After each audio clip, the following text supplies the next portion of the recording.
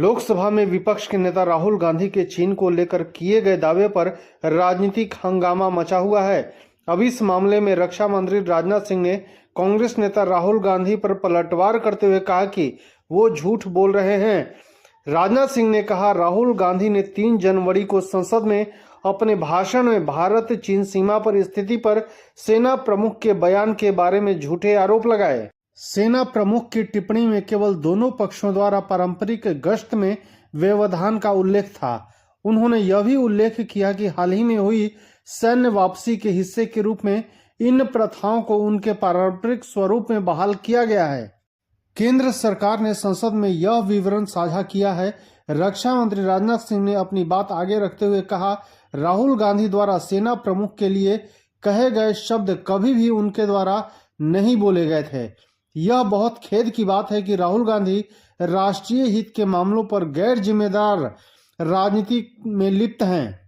अगर कोई भारतीय क्षेत्र है जिस पर चीन ने कब्जा किया है तो वह 1962 के युद्ध के परिणाम स्वरूप अक्साई चीन में 38,000 वर्ग किलोमीटर और 1963 में पाकिस्तान द्वारा चीन को अवैध रूप से सौंपे गए 5180 वर्ग किलोमीटर क्षेत्र है। राहुल गांधी हमारे इतिहास के इस चरण के बारे में आत्मनिरीक्षण करने पर विचार कर सकते हैं। संसद में राष्ट्रपति की अभिभाषण पर लगाए गए धन्यवाद प्रस्ताव पर चर्चा में हिस्सा लेते हुए राहुल गांधी ने कहा था, मैन्युफैक्चरिंग का काम चीनी कंपनियों को दे दिया गया है। राहुल गांधी ने मोबाइल फोन हाथ में हिलाते हुए कहा, यह मेड इन इंडिया नहीं बल्कि असेंबल्ड इन इंडिया है। इसके अलावा उन्होंने कहा, संघर्ष की स्थिति में देश चीन में निर्मित घटकों पर निर्भर रहेगा। चीन भारत के अंदर बैठा है क्योंकि मेक इन इंडिया तो फेल हो गया।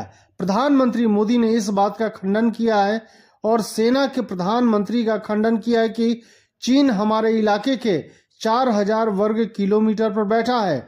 इस पर संसदीय कार्य मंत्री किरण रिजिजू ने तुरंत आपत्ति जताई और कहा कि ये गंभीर मसला है, ऐसे मनचाही बात नहीं बोल सकते। धन्यवाद।